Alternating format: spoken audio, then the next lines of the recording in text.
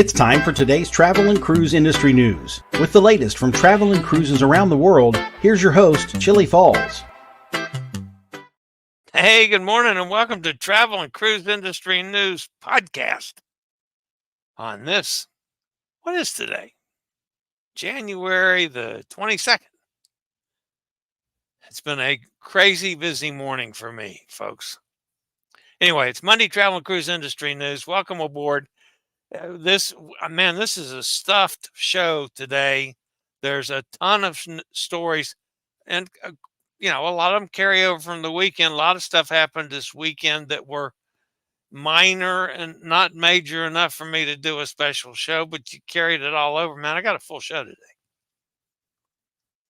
And yeah, there's probably going to be a rant. I feel one coming, so just letting you know that in advance. Today's lead story, popular excursion shuts down after a shark bite. Also on today's show, Blue Lagoon Island reopens. Carnival Miracle celebrates 20 years in service. Ship captain arrested and fired. Another Carnival guest climbs over a railing. Sapphire Princess embarkation change. A new chairman for CLIA. Carnival Jubilee was delayed. Immigration processing delays. A 44-year-old dies after falling from a ferry. A new name for AIDAVita. And before we see Brilliance of the Seas, before we see Brilliant Lady, sorry about that, not Brilliance of the Seas, Brilliant Lady, probably end of 2025. That and lots more this morning here at 11 o'clock. Today, folks, is National Blonde Brownie Day. This isn't my rant, folks, but you people leave my chocolate brownies alone, please. Go have a blonde brownie. Yeah, no, not me. I'll have a chocolate brownie.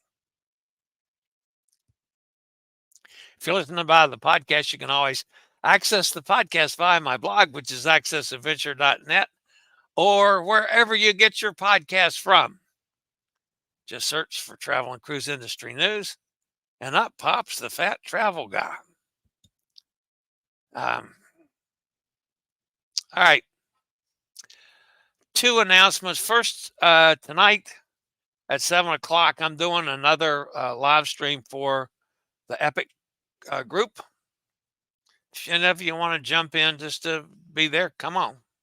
It's 7 o'clock Eastern Standard Time. And it's just, it's the last week. This time next week we'll be on the Epic. So just in case anybody has any questions, I made one slight change on the schedule, or at least on how I'm doing things, not particularly on the schedule, but still. So we'll go over that tonight. That's at 7 o'clock. Now, my buddy Nate up there in Alaska, of course, he's sending me pertinent information about Alaska Airlines. They had that unfortunate incident, was it the last week before last, where part of the plane flew off mid-flight, sucked the kid's shirt off. It was pretty dicey situation. Here's and of course that's from Nate. That obviously was Saturday Night Live's depiction of the incident. Anyway, I needed a good laugh today because that's just the kind of day it's been. All right. The top story today comes from the Bahamas.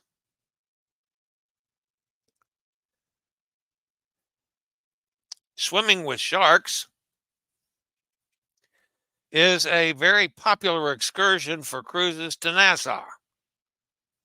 Obviously, there's a risk involved anytime you're interacting with wild animals.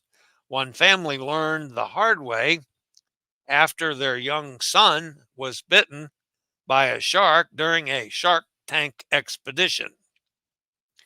The excursion has been temporarily closed in the wake of the attack. There's never been a guest-related shark incident at Blue Adventures by Stuart Cove since it opened in 2006. That is until this past weekend. The experience ran out of the Atlantis Paradise Island Resort and is now awaiting an investigation after a 10-year-old boy was bitten during his swim in the shark tanks. Can I repeat that, folks? A 10-year-old boy was bitten in a shark tank. It's unclear if his family was in the water with him, but the boy was accompanied by a dive instructor and a dive guide when the incident occurred. According to a statement from the Royal Bahamas Police, the boy was bitten on his right leg. He was transported to hospital for medical attention and is currently in stable condition. The unidentified boy was then transported back to his home in Maryland, where he will receive further treatment, and he's expected to make a full recovery. Now, folks, I am real sorry about the young boy. However, where the hell are the parents? They're probably sitting up on the boat having a cocktail, and they send a 10-year-old kid down in a shark tank? I don't think so.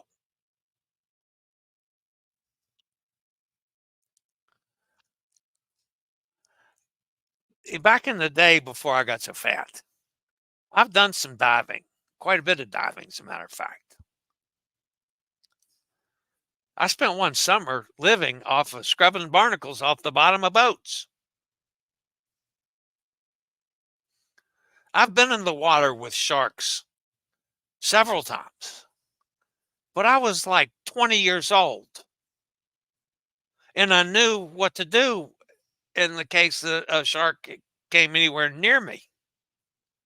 I also knew not to get in the water if I had any kind of cuts or any bleeding whatsoever, or if I got onto some coral and scraped my foot or leg or something, to get the hell out of the water immediately. I mean, some things that a 20-year-old can understand.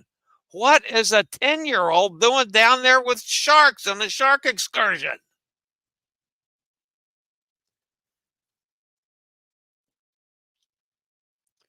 And what are they doing? The dive instructor and whoever the two officials that are down there, what are they doing letting a 10-year-old kid in there? I mean, I know the Bahamas rules are different than ours, but that's ridiculous.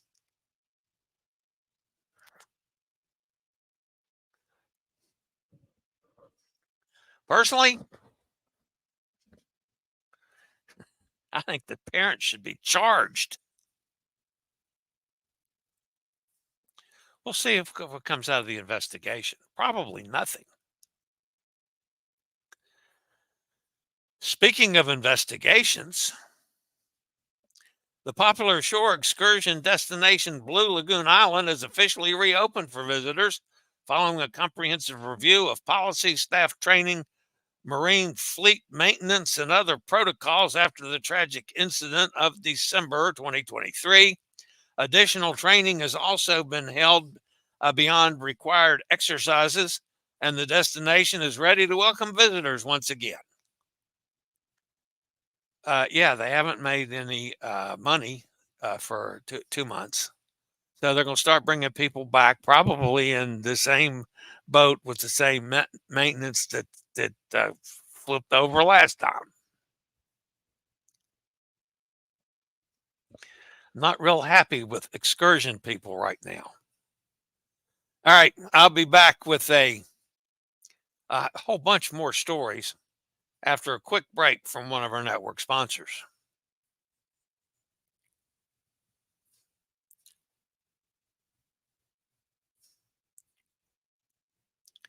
All right, the next story, folks, has to do with the Carnival Miracle. The Carnival Miracle has reached 20 years in service. It was delivered by Governia Mesa Yards Shipyard on January 17, 2004. She sailed with no passengers over to Jacksonville before a spring program from North Florida. The 2,100 guest ship was welcomed to the fleet during a special ceremony that paid homage to the U.S. Armed Forces. Carnival Miracle started its inaugural cruise soon after the ceremony, departing from Jacksonville for a 3-night itinerary to the Bahamas that featured a visit to Freeport. That cruise marked the first time that Carnival Cruise Line sailed from Jacksonville, and also the first time a new cruise ship was launched there. Following the initial sailings from Jacksonville, Carnival Miracle has literally sailed from virtually every place definitely on the East Coast, and now most of them on the West Coast.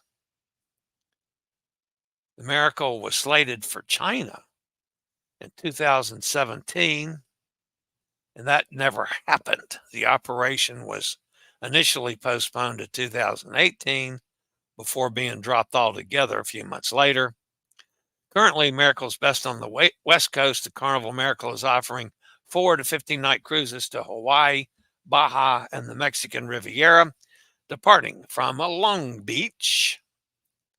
Following the summer program that includes 10 to 11-night itineraries to Alaska, departing from San Francisco in 2024, the vessel is set to reposition to Galveston for 2024 and 2025 winter. Congratulations to the Miracle. I've been on the Miracle twice, and I like the ship. Again, I tend to like the smaller ships more than I do the bigger ships. All right.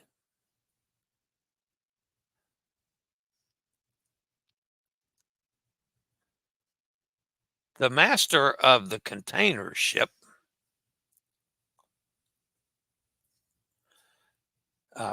pleaded guilty to being intoxicated while operating a vessel. Last week, Zbigniew Chinwaniak, a Polish national, was arrested on the arrival at the port of Felixstowe, located in eastern England. The port pilot alerted port police after suspecting Chwaniak of being drunk on duty. The pilot cited a strong smell of alcohol. He was detained and breathalyzed.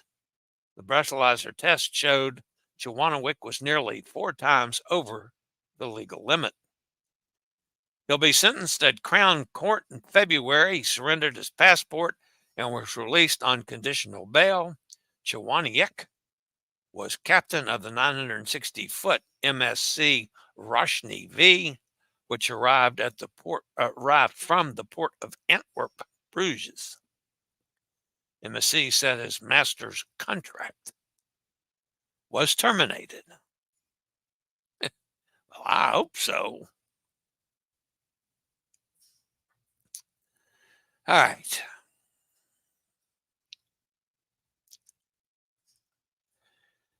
So, a video posted to social media shows the disturbing behavior of a Carnival Cruise Line guest as a woman is seen standing outside her balcony stateroom on an adjacent section of roof covering the public area of the deck below.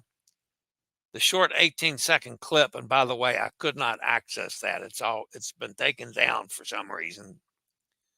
Shows the woman completely over the balcony railing on deck 9 leaning back over and appearing to speak with someone before she hops back up to sit on the railing before swinging her legs over and disappearing from view.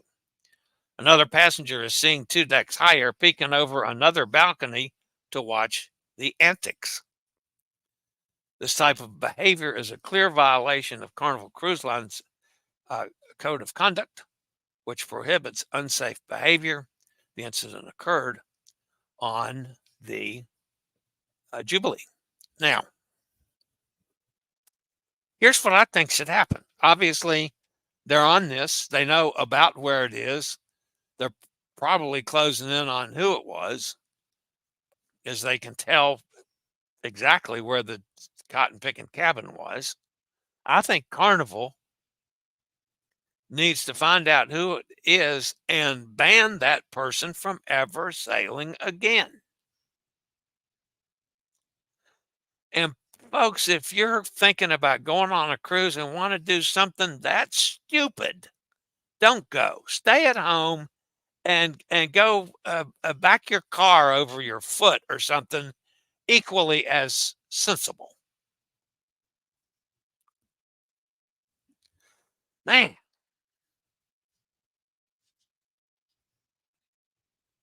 Hey, Glenda. All right, so the next story today, folks, has to do with the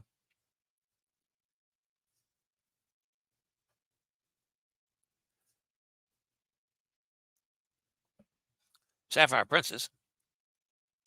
The Sapphire Princess was scheduled to begin a 16-night Antarctica and Cape Horn itinerary from San Antonio, Chile on Saturday, but guests were informed that the cruise will be embarking from a different location. Guests were actually alerted on Friday. Embarkation was changed from San Antonio to Valparaiso, Chile, approximately 60 miles apart. San Diego, the airport for both ports, is about equidistant. The worst of the problems was just changing transfers. But there is a much longer walk to the ship from the terminal in Valparaiso. They claim, Royal Caribbean claims, that these were all weather related. All right, speaking of the Jubilee, as we were just a moment ago, Carnival Jubilee was completing her 4th cruise and was delayed returning to Galveston this weekend by a medical emergency. Consequently, this delayed embarkation for the next cruise. Guests were contacted and asked to adjust their arrival appointments, while guests already on board were given the timeline for what to expect during disembarkation or debarkation, whichever you want to call it. Actually, there was only an hour difference, so it wasn't that big a deal. Nothing like finding out from Sapphire Princess that you got to go 60 miles the day before you had to be there. All right.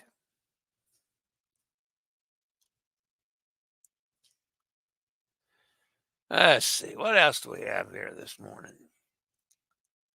All right. So the MSC Cruises, Pier Francesco Vaga, will be stepping down as chairman of the Cruise Industry Trade Association, CLIA, or Cruise Lines International Association.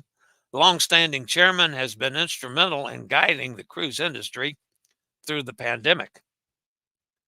CLIA announced that Jason Liberty, president and CEO of Royal Caribbean Group, will be its new chairman. Liberty has seen a solid start during his first years at Royal Caribbean, being responsible for the launch of the Icon-class cruise ships and leading the cruise industry toward becoming a net zero carbon producer by 2050. All right.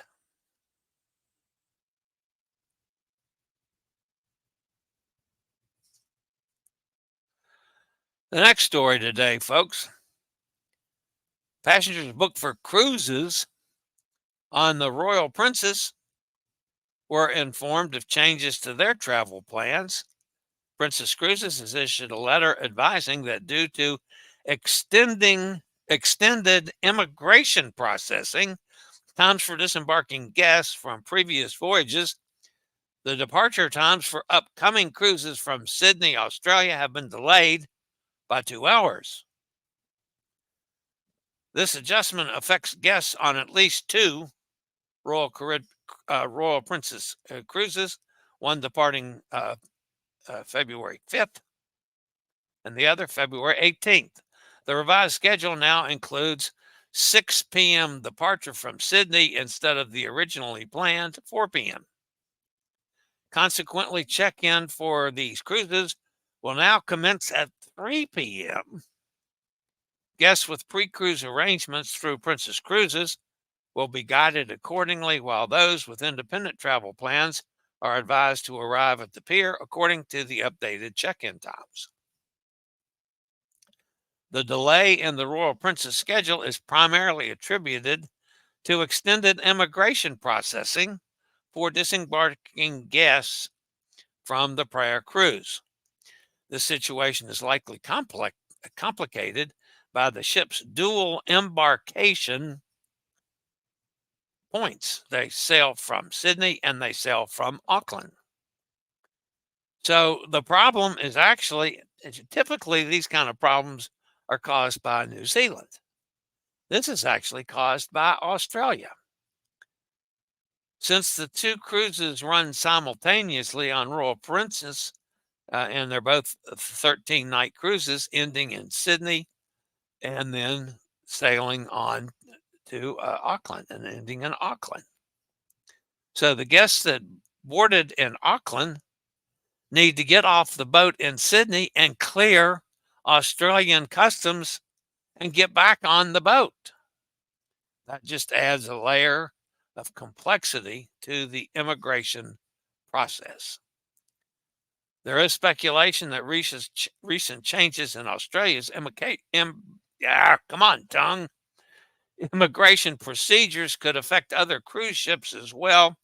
This includes additional screening for guests on board cruise ships where the cruise started in countries other than Australia, as is the case with Royal Princess.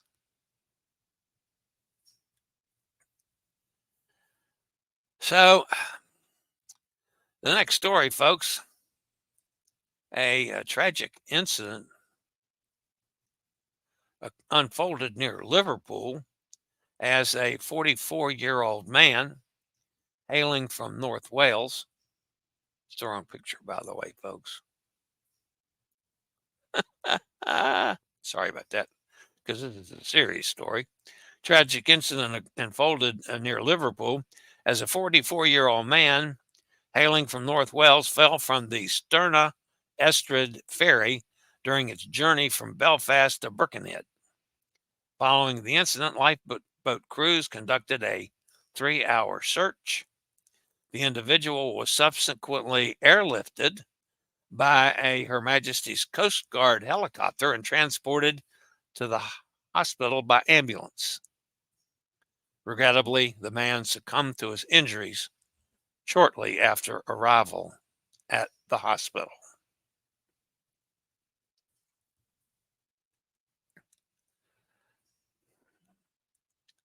All right. Formerly the AIDAVita has undergone yet another name change, signaling new developments in the ship's ownership. The cruise ship currently docked in Tallinn has transitioned from its temporary name, Avatak, to the all-new Blue Dream Melody. This alteration suggests that the speculations in the media reports regarding the recent acquisition by the Chinese cruise line Blue Dream Cruises are gaining credibility, although an official statement from Blue Dream Cruises is still not released. But the name's been changed. I don't know. Who knows what's going to happen on that? It looks like Virgin Voyages Brilliant Lady will not be entering service in 2024. And maybe not until 2025. The fourth and final Lady ship's introduction was delayed from late 2023. However, the company has not specified a new date. Virgin's John DiOrio, Vice President of North American Sales, said he's optimistic over the next 4 or 5 months. We will have a nice game plan for Brilliant Lady and the optimal time to put her on sale. Since the ramp-up time for any new cruise ship is 18 to 24 months, according to DiOrio, that means we're not going to see this boat until mid to late 2025, even if they start ramping it up soon. Just saying, folks. All right. That's going to wrap up a whole bunch of stories today. And a very confusing morning for the old fat guy. Also working on 16 things at once. It's driving me crazy. But, all right, let's see who's in the chat room. There's Steve's with us out in Kentucky. Hey, Steve. Kenneth's with us up in Pennsylvania. Mike's with us from the other side of the pond.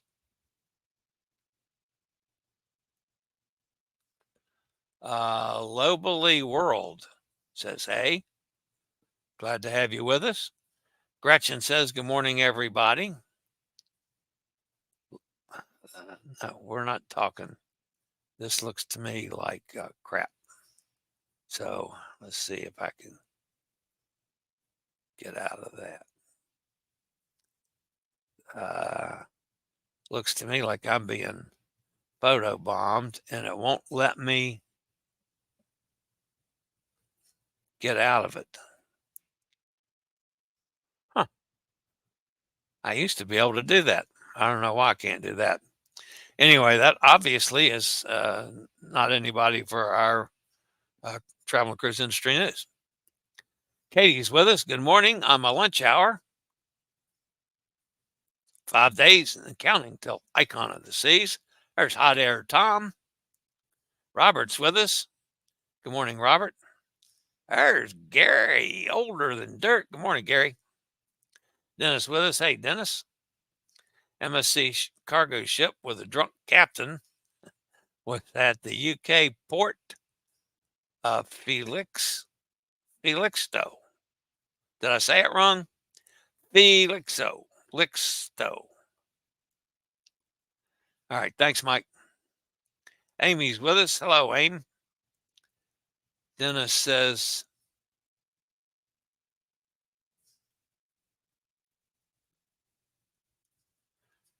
CE to CL and CCE to CCL, and Italian has TCW sound as in Centra and Q as in Gucci. Try pronouncing Francesco.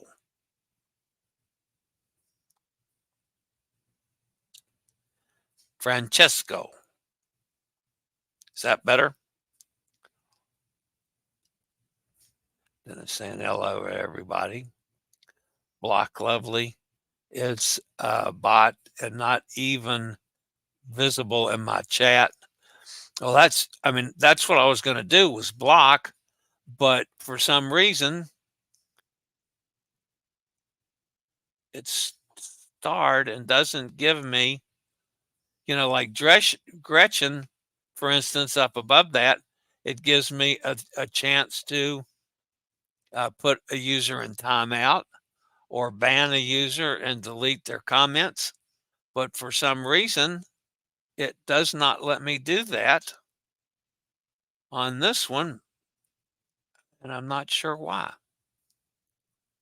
That's exactly what I was going to do. But for some reason, they figured out how to crash in without letting me do that, Dennis. First thing I tried to do when I realized it was not anybody normally. Dennis says, ciao.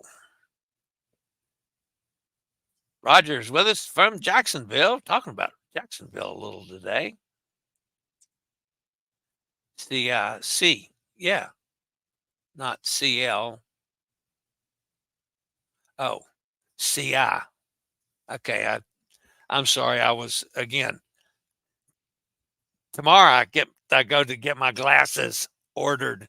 I'm not going to have them for a while, but tomorrow, I got snowed out last time or iced out. I don't even see what you are talking about. Where are these folks posting? It's not on your YouTube feed.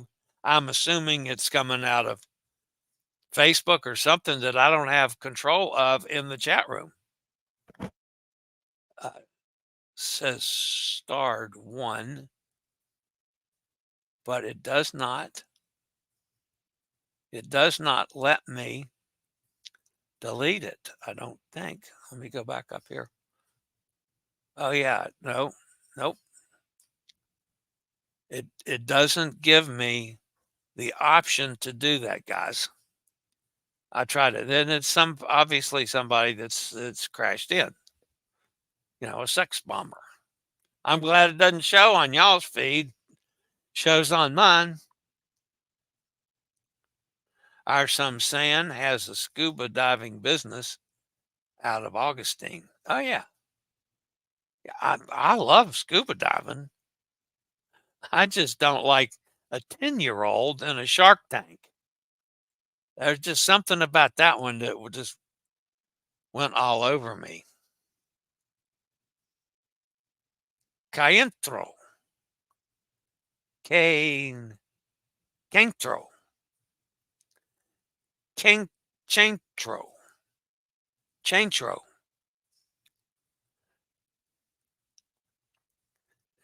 Roger says he cleans barnacles off boat and does minor repairs. Oh, I never was much with repairing, but I sure scrubbed a lot of barnacles in my younger days.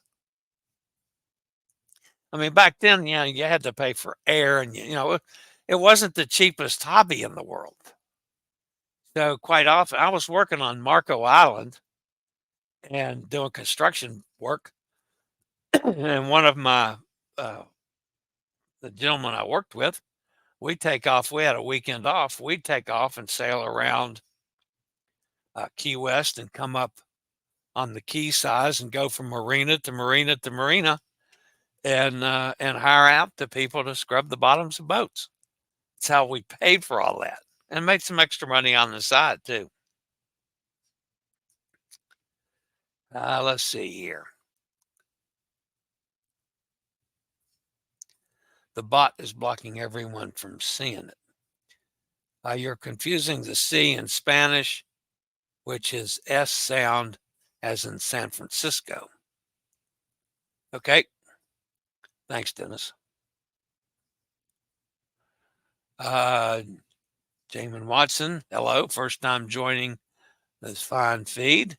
Really have been enjoying the podcast over the last month. Thank you very much, and certainly glad to have you with us. Roll the R's. I know, roll the R's. That's just not a natural act for me, Dennis. There's Joanne. Hi, Joanne.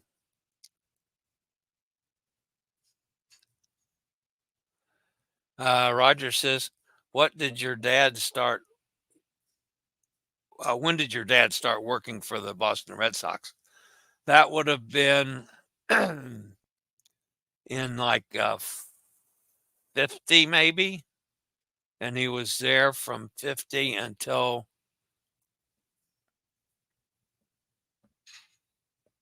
I'd have to check on that, 54, 55.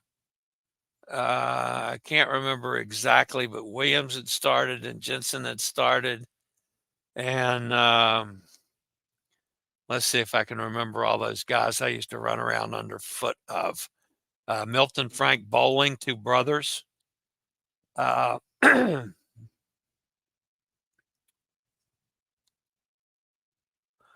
Jimmy Pearsall didn't come in until later.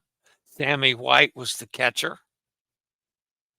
So it was after Roy Campanella was the first black catcher. I think Sammy White might have been the second black catcher.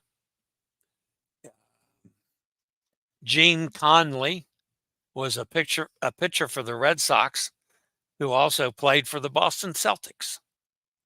So yeah, I was a little kid running around Fenway Park for, quite a bit of time in the summer months. And as a result of that, ended up going up in New England every summer, especially even after my dad came back to Virginia full time. Then I started traveling up there probably as I got to 10, 11 years old, traveling up there with my mother every summer. Dad got to the point, my dad was a disabled veteran from World War II, and he got to the point he just couldn't handle the traveling. So the last trip my dad and I took was to do baseball games. I was probably 13, 14 years old before I was driving. And my dad and I left. I lived in Roanoke, about an hour from where I'm now. And we went to Washington and did some games, to Baltimore and did some games, to New York and did some games, and ended up in Boston to do some games. And I got to check on some old friends of his that were still living in those days, like Red Auerbach from the Celtics. Dad knew him quite well. Yeah. Some of them were gone by then. But yeah, that was the last trip that I actually took with my dad. And then I traveled exclusively with my mother because Dad couldn't travel anymore. So he lived until the mid 80s, I guess. So, all right, that's going to wrap me up for today, folks. If you're out and about tonight at 7 o'clock Eastern time, yeah, stop in and join us with as we're going to talk about the upcoming Epic cruise, which we sail on next Sunday. I'm looking forward to that. And then, of course, after the Epic, I get off the Epic on Sunday, jump in my car, drive down to Miami, and get on the Magnifica on Monday. So I will not be doing a show. I don't know if I'll be doing a show on Monday or not. I do have a hotel in Miami. Maybe I can do the show before I go to the ship. I don't know. We'll see. Do the show early is a possibility. The same thing with Friday's show, folks. I'm probably going to do that live early on Friday, so I can get out of here at a reasonable hour and start on the trek and get somewhere. My favorite stop is in Orangeburg, but I was actually hoping maybe to get a little further this time, but if it depends on, I don't know. I'll see. Anyway, so that's might have a change in schedule for Friday, but I'll let you know that as we get closer to it. Anyway, that's going to wrap me up for today. I will be back same time, same channel tomorrow for some more of this silliness. As always, guys, stay safe. Oh, yeah, smash that thumbs up button. I forgot to tell you that, and invite you to subscribe to this channel if you haven't done so already. I'd appreciate that a lot. The bell notification will tell you when I go live or when a new video is posted. And I'm trying to post at least one video every day now.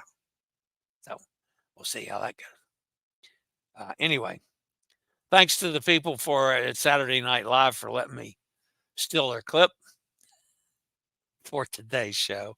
And thanks for Nate for sending that to me. So anyway, all right. I'll see everybody tomorrow. Have a great day, everybody. Stay safe, stay healthy. Think about cruising. And hopefully one day soon we'll all get together on the high seas. Have a great day, y'all.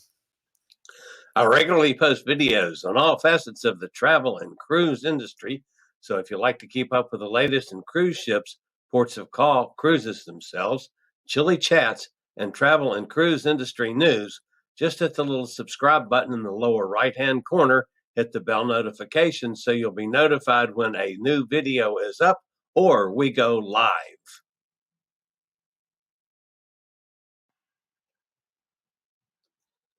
This video was produced by Chillie's Cruises.